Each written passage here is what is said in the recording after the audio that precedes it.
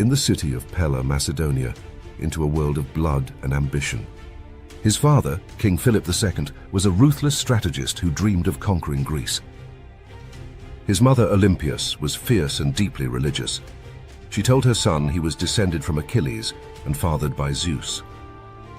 As a child, Alexander tamed a wild horse named Bucephalus, the only one brave enough to ride it.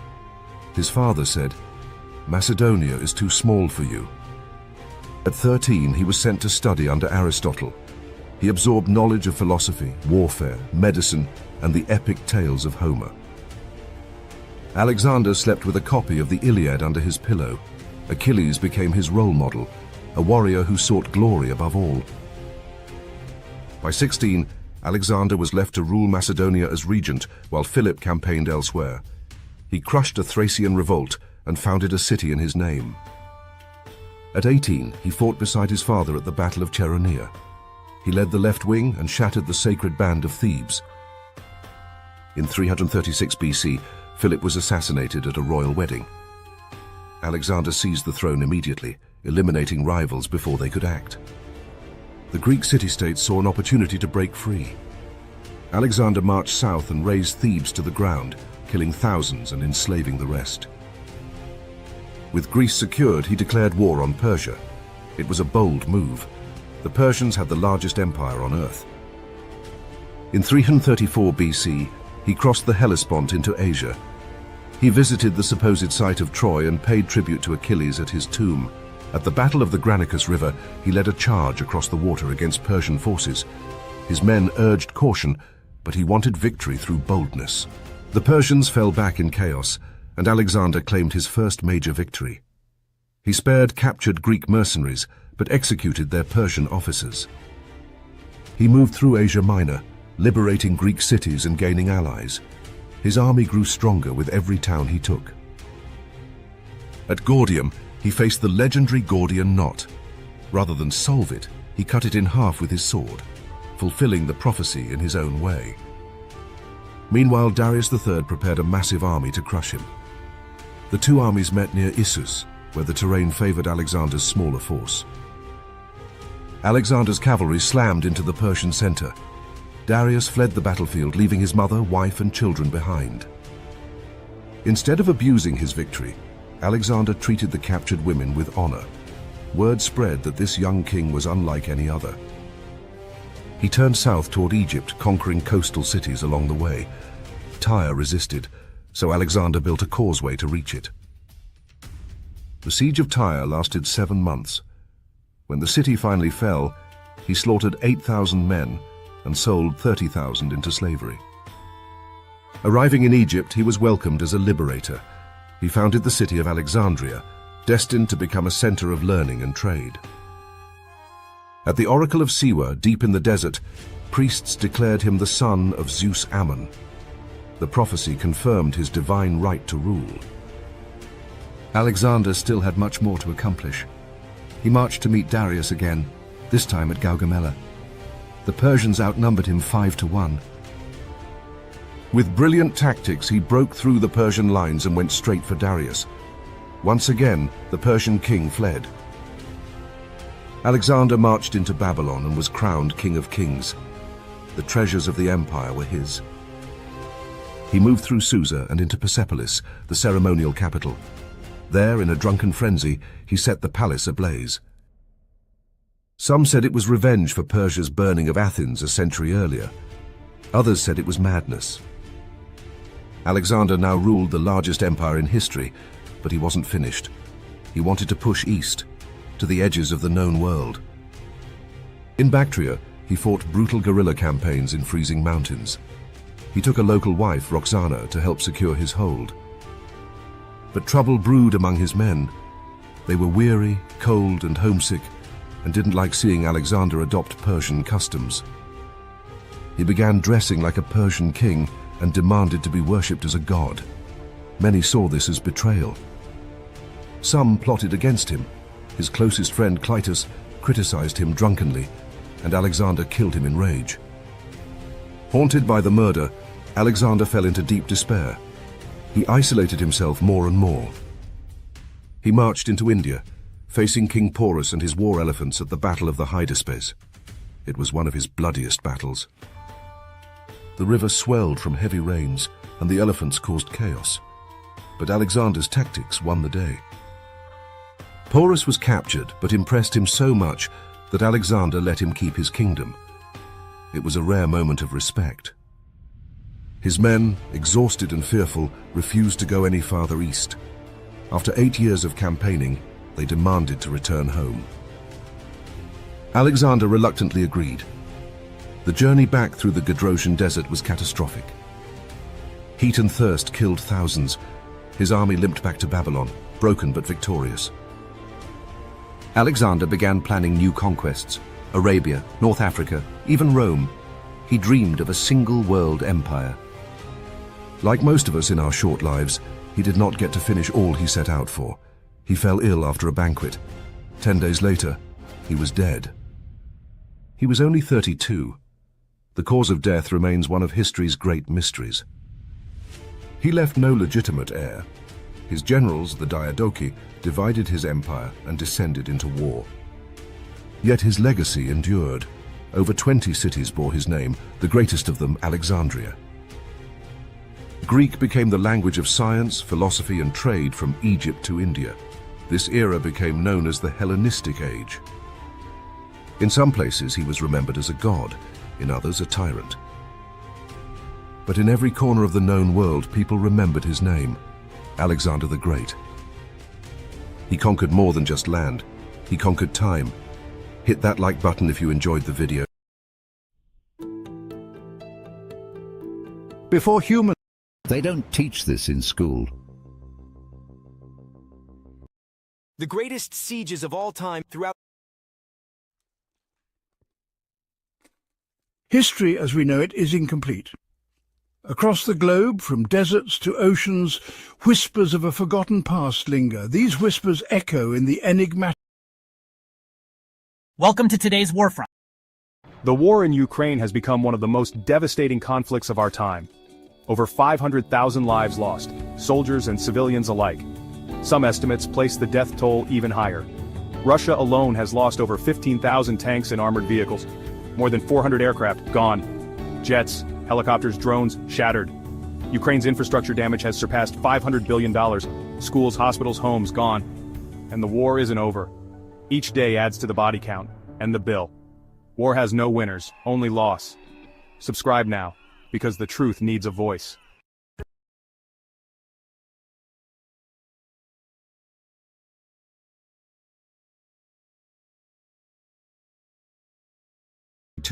It became the bloodiest battleground in human history.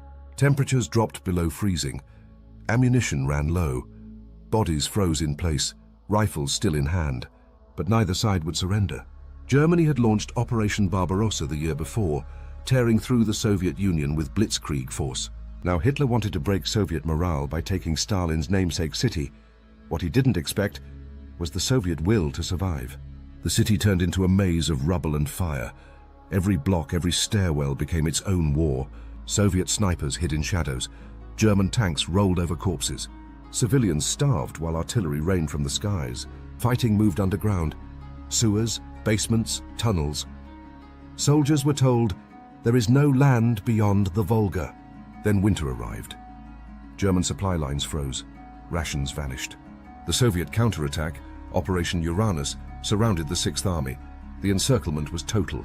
Over 250,000 Axis troops trapped inside a city of ice and death. Hitler demanded they hold the city. Paulus, the German commander, obeyed. But no food came, no escape, only frostbite and despair. By February 1943, the surrender began. Over 90,000 German soldiers marched into Soviet captivity. Fewer than 6,000 would ever return home. Stalingrad wasn't just a turning point. It was a symbol of Soviet resilience, of German overreach, of how far men will go when told to fight for everything. Nearly 2 million were killed, wounded, or captured in this single battle. And yet, in that frozen hell, the human spirit endured. Stalingrad was reduced to ashes, but from it, history shifted. A reminder, victory isn't always glory. Sometimes, it's survival. Thank you for watching the video to the end. If you enjoyed it, hit that like button. Is hell a pit of fire and torment for eternity? Rome wasn't built on glory. Today, as the sun rises, we witness a symphony of destruction. They did not fight for glory. Hi, I'm Napoleon. I've conquered. World War II. Dinosaurs once ruled. Alexander the Great. On the morning of August 6, 1945, Tsutomu Yamaguchi was in Hiroshima on a business trip. As he stepped off a tram, the sky turned white. An instant later, the blast tore through the city. Windows exploded, steel melted. He was less than 2 miles from ground zero. Burned, bleeding, and half-blind, he somehow made it to a shelter. The next day, he found a train heading home. Yamaguchi boarded it and returned to Nagasaki. 3 days later, the second bomb fell. This time, he was at work in an office building. Once again, the sky lit up with a blinding flash. And once again, he survived. Doctors told him he should be dead twice over. Instead, he lived into his 90s and spent the rest of his life speaking out against nuclear weapons. The man survived both atomic bombs. If that blew your mind, hit like, share it with someone who needs. World War. In the beginning, there were no borders, no passports, no races.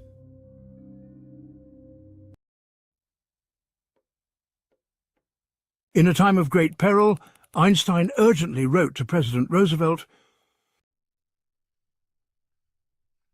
"In recent months, it has become possible to set off a nuclear chain reaction in a large mass of uranium. This could lead to the construction of extremely powerful bombs, and there is concern that Germany is working to acquire them. I urge you to take immediate action. The risk is too great to ignore." And so, a letter helped unleash the most powerful force the world had ever seen. Like, if you learned something, subscribe and share. The Book of Enoch, the forbidden text that reveals ancient secrets. The Book of Enoch is one of the most mysterious and controversial ancient writings ever discovered. Though it was once considered sacred by early Jews and Christians, it was later banned and declared non-canonical by most religious institutions. Yet the Book of Enoch remains a powerful window into a forgotten era, one where angels walked the earth, giants ruled the land, and secrets of the heavens were recorded in great detail. Believed to be written between 300 BCE and 100 BCE, the Book of Enoch is attributed to Enoch, the great-grandfather of Noah. In the Bible, Enoch is described as a man who walked with God and was taken to heaven without dying. This ancient text expands on his story dramatically. The Book of Enoch was considered scripture by many Jewish groups and early Christian sects. It was even quoted in the New Testament in the Book of Jude. However, by the 4th century, it was removed from most versions of the Bible. Only the Ethiopian Orthodox Church preserved it as part of its official biblical canon. For centuries, it was lost to the Western world. That changed in 1773 when Scottish explorer James Bruce returned from Ethiopia with 3 copies of the Book of Enoch in the ancient Ge'ez language. Since then, the book has fascinated theologians, historians, and conspiracy theorists alike. One of the most shocking parts of the Book of Enoch is its account of the Watchers, fallen angels who descended to earth and took human women as wives. This act, forbidden by heaven, resulted in the birth of the Nephilim, giant beings of immense strength and wickedness. These Nephilim corrupted humanity and brought chaos to the earth. The Watchers, led by angels named Semyaza and Azazel, also taught forbidden knowledge to humans. They revealed secrets of the stars, the moon, and the calendar. They introduced the use of metals, cosmetics, weaponry, and even sorcery. The Book of Enoch suggests that this forbidden knowledge accelerated humanity's downfall. God, angered by the corruption, sent the archangels Michael, Raphael, Gabriel, and Uriel to punish the Watchers and cleanse the earth. The Nephilim were destroyed in a great flood, one that parallels the story of Noah in the Bible. The Watchers were bound and cast into the depths, awaiting their final judgment. The Book of Enoch doesn't stop there. It also provides vivid descriptions of heaven and the cosmos.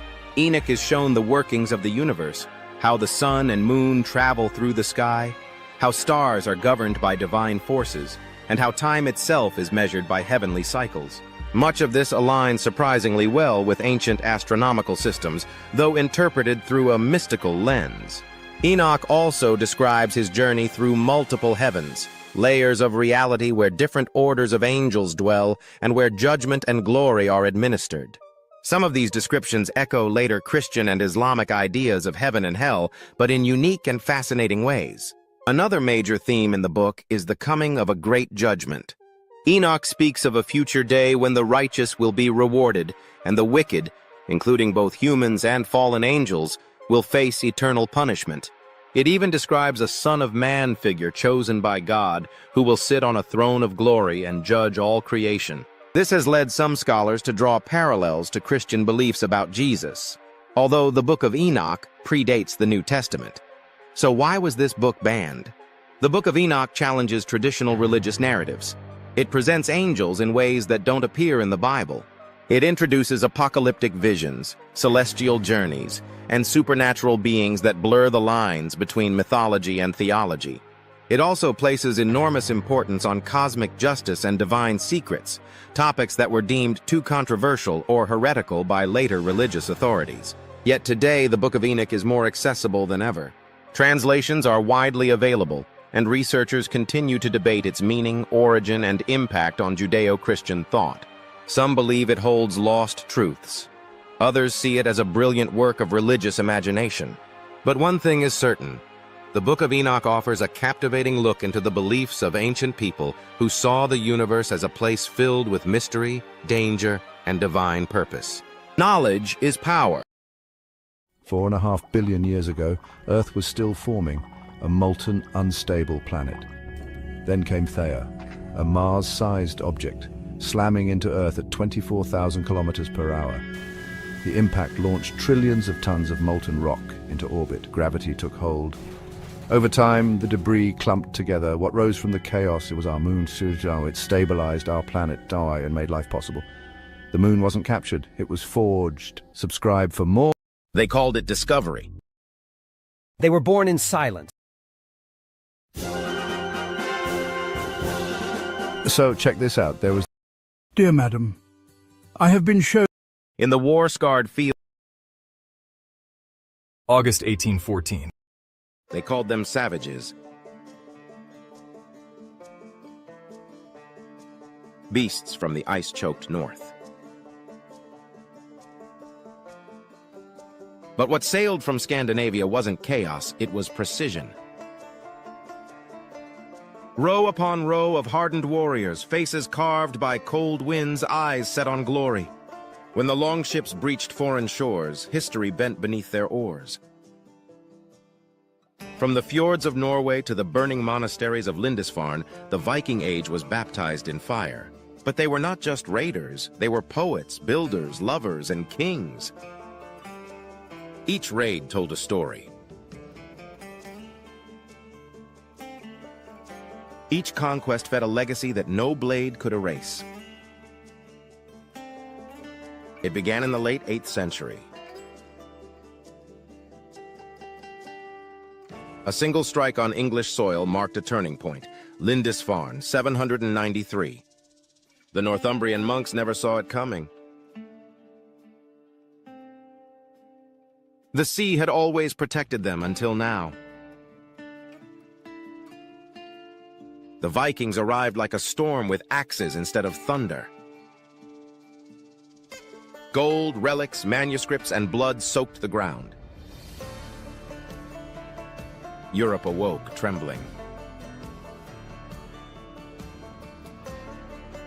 But they did not stop with England.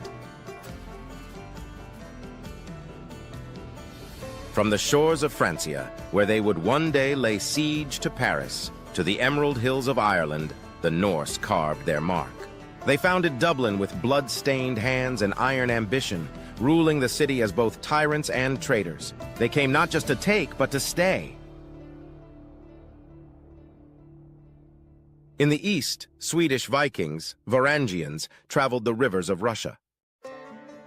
Some became kings. Others pledged themselves to Byzantium, earning renown as the feared Varangian Guard. Cloaked in steel and silence, they guarded emperors, far from the snows of their homeland. Back in the west, one name echoed louder than all, Ragnar Lothbrok. Whether man or myth, his legend moved armies. It is said he sailed across the North Sea, led daring raids across Anglo-Saxon kingdoms, and laughed at death itself when captured by King Aella of Northumbria. They say snakes devoured him in a pit, but even that could not kill the legend. His sons would avenge him with fury unmatched. Hit that like button if you are enjoying the video, really helps to support the channel. The great heathen army descended upon England in 865, united not just by blood, but by wrath. Ivar the Boneless, a commander as ruthless as he was brilliant, carved through kingdoms, forging fear into loyalty. No one knew how he stood, yet all trembled when he moved. But with power came division. The sons of Ragnar fractured. Ivar would not live forever. And as Viking kingdoms rose, York in England, the Danelaw across Mercia, so too did betrayals. Brothers turned against brothers. Kings were crowned and dethroned with blades still warm. In Iceland, settlers carved farms from volcanic stone, chasing peace away from war. Yet even there, blood feuds burned hotter than lava. One man's honor could ignite years of vengeance. The sagas tell of love lost, oaths broken, and warriors choosing death over shame. To the south, the Vikings dared the Mediterranean. In 859, they raided the coasts of Spain, North Africa, and even reached Italy. But the sea was no ally here. Disease, heat, and unfamiliar shores weakened them. Still, they fought, for even in retreat, a Viking must die with pride. They ruled Normandy, not with axes, but alliances. The Frankish king granted land to Rollo, a Viking warlord, in exchange for peace. Rollo bent the knee, but never the will. His descendants would one day change Europe forever. One of them would be called William the Conqueror. But the Viking world, like all things, began to fade. Christianity seeped into their bones. Kings traded Odin's fury for the cross. The old gods were buried, not slain. Still, some resisted. Some clung to the ancient ways, fighting both crusaders and time itself. In 1066, one last roar shook the north. Harold Hardrada, a warrior king and former Varangian, sailed to claim the English crown. He died at Stamford Bridge, struck down before the Battle of Hastings would seal England's fate. With his fall, the Viking Age ended, not in surrender, but in a final, glorious stand. Yet their spirit never died.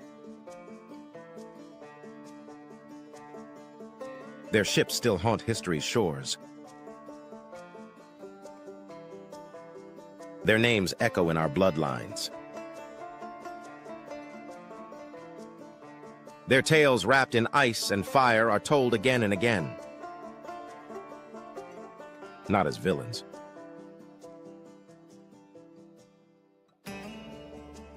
Not as myths.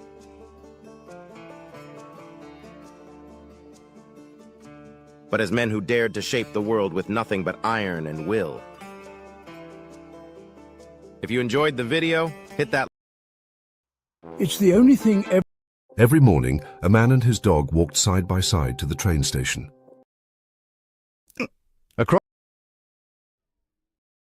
In July of 1860, Throughout history, war has taken many forms. But perhaps no kind of battle tests the human spirit more than a siege. Trapped within walls, cut off from food, hope, and reinforcements. A siege is not just a battle of weapons, it is a battle of patience, fear, and survival. These are the greatest sieges in history. The Siege of Troy, the Greeks versus the Trojans. It began with the abduction of Helen, and it lasted 10 years. The Greeks laid siege to Troy in a campaign filled with duels, deception, and death. Legends say it ended with the famous Trojan horse, a gift left at the city gates, hiding Greek soldiers within. When night fell, Troy was betrayed from the inside and burned to the ground. The Siege of Babylon, the Persians versus the Babylonians. Cyrus the Great of Persia faced one of the most fortified cities in the world. Babylon's walls were tall, wide, and guarded by the Euphrates River.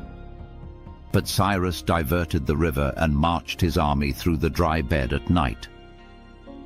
The city fell without a fight. It was one of the most brilliant siege tactics in ancient history. The Siege of Syracuse, the Greeks and Carthage combined versus the Roman Republic. During the Second Punic War, the Roman Republic attacked the Greek city of Syracuse. But the defenders had a secret weapon, Archimedes. The great inventor created catapults, mirrors, and defensive machines to hold off the Romans for nearly 2 years. Eventually, the city fell, and Archimedes was killed by a Roman soldier, despite orders to keep him alive. The Siege of Masada, Zealots versus the Roman Empire. In the deserts of Judea, a group of Jewish rebels held out against the Roman Empire atop a desert plateau. The Romans built a massive ramp over months to breach the fortress. But when they arrived, they found silence. Nearly 1,000 defenders had taken their own lives rather than be captured. It remains one of the most haunting sieges in history.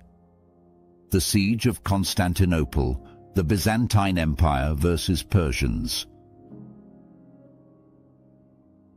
The capital of the Byzantine Empire was tested more than once. In 717 it held firm against Arab forces. But in 1453 it faced the full force of the Ottoman Empire. Sultan Mehmed II brought cannons, including the massive bombard that shattered the Theodosian walls. After 53 days, Constantinople fell. The city became Istanbul, and the medieval era came to an end. The Siege of Tenochtitlan, the Aztecs versus the Spanish conquistadors. In the heart of modern-day Mexico, Hernán Cortés led Spanish forces against the Aztec capital. With the help of native allies and aided by disease, the Spanish laid siege to the island city. The canals turned red. Famine and smallpox ravaged the defenders. After 93 days, the Aztec Empire collapsed. The Siege of Vienna, Austrians versus the Ottoman Empire. The Ottoman Empire reached the gates of Europe's core. Vienna was surrounded. But a massive relief force led by Polish King Jan Sobieski launched the largest cavalry charge in history. The siege was broken. It marked the high water mark of Ottoman expansion into Europe. The Siege of Leningrad, Nazi Germany versus the Russians.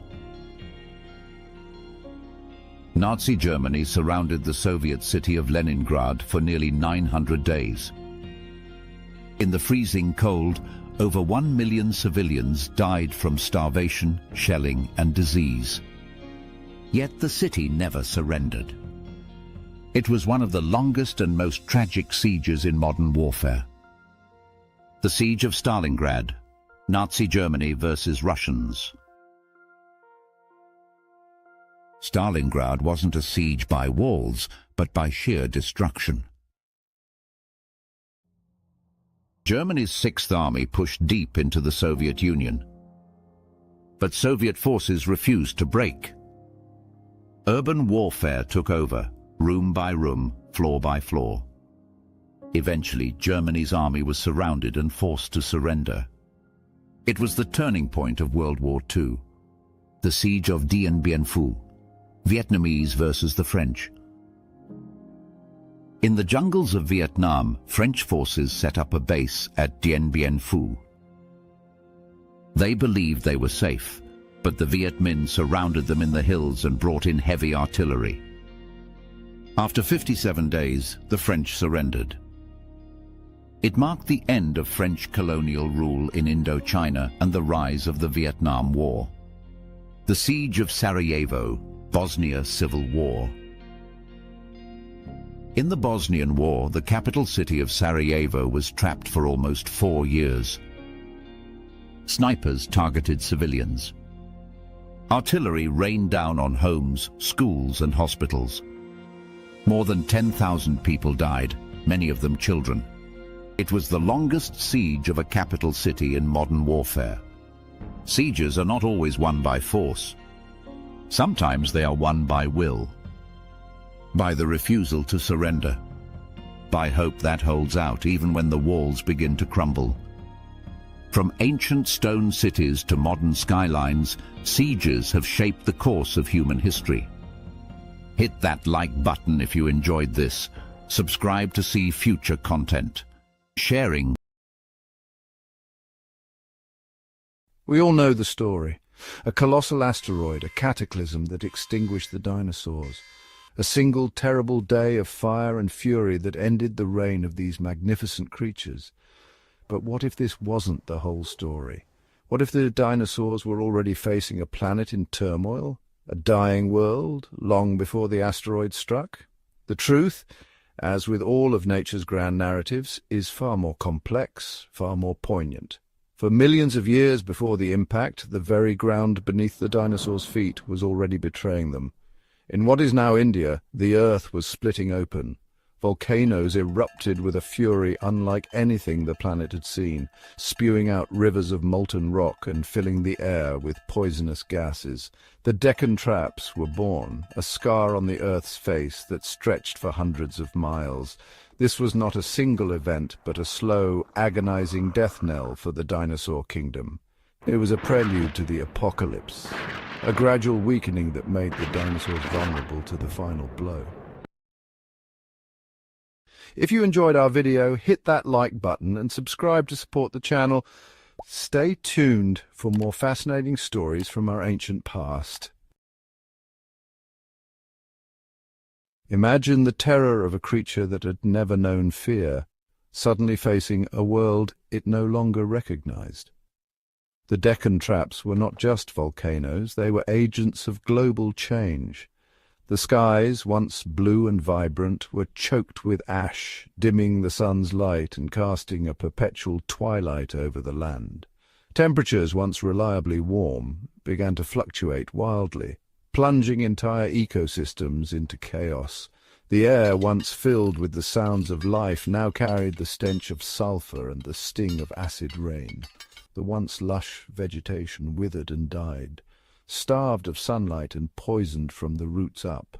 The very foundation of the dinosaurs' world was crumbling, and the once mighty rulers of the planet were now facing an enemy they could neither fight nor flee. Across the globe, dinosaurs struggled to adapt to this rapidly changing environment. The mighty Quetzalcoatlus, with its wingspan wider than a bus, now struggled to find the updrafts it needed to soar through the heavy, ash-laden skies. The Alamosaurus, a giant even among titans, found its once abundant food supply dwindling, its vast bulk becoming a liability in a world where every calorie counted. Even the smaller, more agile predators like Dromaeosaurus found their world upended. Their prey, weakened and disoriented, were harder to hunt, while they themselves faced the same environmental pressures as their larger counterparts. The balance of nature, finely tuned over millions of years, was collapsing, and no dinosaur, no matter how mighty or adaptable, was immune. Section 4. A world on the brink.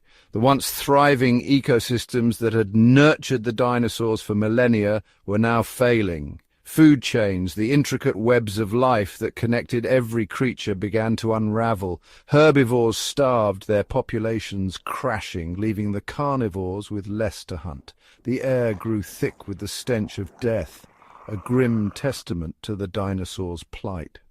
The dinosaurs were not just dying, they were struggling to reproduce.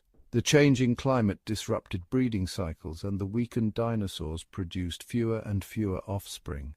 The vibrant nurseries of the past, filled with the sounds of young dinosaurs, fell silent. The dinosaurs were living on borrowed time, their extinction already in motion long before the asteroid arrived. Section 5. The day the Earth burned. And then it happened. The final blow, the cataclysmic event that would forever alter the course of life on Earth. An asteroid, 6 miles wide, slammed into the planet with the force of 1 billion atomic bombs. The impact sent shockwaves rippling across the globe, triggering earthquakes, tsunamis, and volcanic eruptions on a scale never before seen. The skies turned blood red as firestorms raged across continents, incinerating everything in their path. Dust and debris choked the atmosphere, blotting out the sun and plunging the Earth into a long, dark winter. The impact was the final nail in the coffin, the coup de grace that extinguished the dinosaurs' fading embers of hope.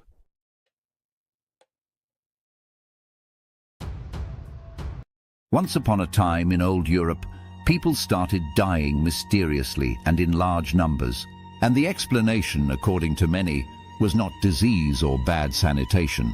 It was vampires. Yes, vampires. Dead people rising from the grave, sneaking into homes and draining the life from their neighbors. This wasn't just folklore whispered around campfires. Entire villages believed it. So did nobles, priests, and even doctors. The symptoms they saw: pale skin, weight loss, coughing up blood. Today we call that tuberculosis. Back then it was textbook vampire behavior. So what did they do about it? They grabbed shovels, marched to the graveyards, and started digging people up. Once they opened a coffin, the body was judged on appearance. If it wasn't decomposing fast enough, that meant it was undead. Sometimes the stomach was bloated or there was blood at the mouth. Instead of realizing that these were normal signs of decomposition, they assumed the corpse had been feeding. So they acted. They removed hearts, cut off heads, drove stakes through chests, shoved garlic in mouths, and occasionally they poured boiling wine over the body for good measure. Because clearly vampires hate hot drinks. In some cases they ground up the heart into ashes and made the family drink it. Because if grandma's dying, the logical solution is to make her sip vampire dust. Medical science was still on vacation. One of the most famous cases happened in 1725 in Serbia. A man named Petar Blagojevich died, and soon after, 9 others followed. Locals said Petar had returned from the dead and attacked them. When they opened his grave, they claimed he looked too fresh and had blood on his lips. So they staked him and burned the body. The story spread across Europe, causing full-on vampire hysteria. Even the church stepped in, not because of the grave digging, but because vampires didn't fit the religious narrative. The church believed the dead should stay dead or wait peacefully for resurrection. Rising from the grave to bite your cousin didn't fit the theology. Eventually, science caught up. Doctors realized that tuberculosis, decomposition, and poor hygiene were to blame, not the undead. But by then, the vampire myth had taken hold. In 1897, Bram Stoker published Dracula and changed everything. Now, vampires had class. They wore capes, lived in castles, and made being undead look kind of cool. Fast forward to today. Vampires star in movies, TV shows, novels, video games, and Halloween costumes. They sparkle, smolder, and occasionally sell car insurance. But the truth behind their origin, it's a panic that came from fear, misunderstanding, and a complete lack of germ theory. So are vampires real? No. But the panic was. The superstition was. People truly believe this stuff. And that belief shaped part of our history. If you enjoy Before borders or bullets, this land thrived under the care of its first.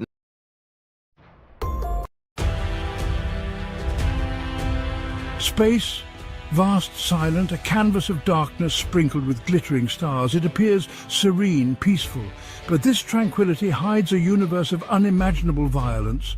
Cosmic battles rage, unseen and unheard by us. Black holes collide, stars explode, and galaxies tear themselves apart.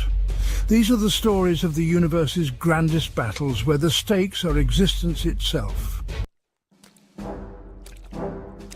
Imagine two objects so dense their gravity traps even light itself. These are black holes, the universe's ultimate devourers. When they collide, it's a cataclysm unlike any other. Space and time warp and distort. Immense energy, equivalent to countless exploding stars, is unleashed in an instant. Ripples in the fabric of space-time, called gravitational waves, spread out from the collision like ripples on a pond. These waves, detectable by our instruments, are the echoes of these cosmic clashes, whispering tales of destruction and rebirth. These collisions are not just destructive events, they are also acts of creation. When black holes merge, they form a larger, more massive black hole. This process sculpts the universe, influencing the evolution of galaxies and the birth of stars.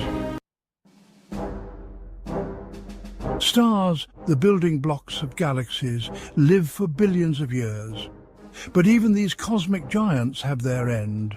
When two stars collide, the result is a dazzling explosion, a supernova. For a brief moment, the combined light of these stars outshines an entire galaxy.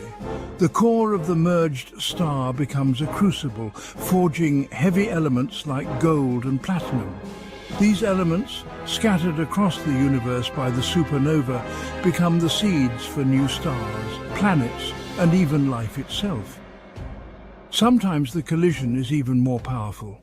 Hypernovas, colossal explosions hundreds of times brighter than supernovae, can occur when extremely massive stars collide. These events release unimaginable amounts of energy and create some of the heaviest elements in the universe. Black holes are cosmic predators, their immense gravity drawing in everything that comes too close. Planets caught in a black hole's gravitational grasp are doomed. As a planet spirals closer, the black hole's gravity stretches and pulls it, a process called spaghettification. The planet is torn apart, its remnants forming a swirling disk of hot gas and dust around the black hole, known as an accretion disk. This accretion disk, heated to millions of degrees, emits intense X-rays as matter falls into the black hole. This X-ray glow is a telltale sign of a black hole's feeding frenzy, a beacon of cosmic destruction visible across the vastness of space. Section 5. Stellar sacrifice black holes feast on stars. Stars, even the most massive ones, are not immune to a black hole's pull. When a star strays too close, the black hole's gravity begins to distort it, stretching it like dough. This process, called tidal disruption, rips the star apart in a spectacular display of cosmic violence. Streams of stellar material are flung outwards, while the rest spirals inwards towards the black hole. As the stellar material falls into the black hole, it creates powerful jets of energy and matter that blast out from the black hole's poles at nearly the speed of light. These jets, visible across vast cosmic distances, are a testament to the black hole's insatiable appetite and the immense power unleashed when a star meets its end in the grip of darkness. Section 6. Our galaxy's fate? A chilling possibility. The Milky Way, our home galaxy, harbours a supermassive black hole at its centre, a gravitational giant millions of times more massive than our Sun. While it currently lies dormant, its presence is a stark reminder of the immense forces at play in the universe. What would happen if our solar system were to drift too close to this cosmic predator? The consequences would be catastrophic. Planets would be flung out of their orbits, stars would be ripped apart, and the very fabric of our galaxy would be irrevocably altered. It's a chilling thought, a reminder of the fragility of our existence in the face of the universe's awesome power.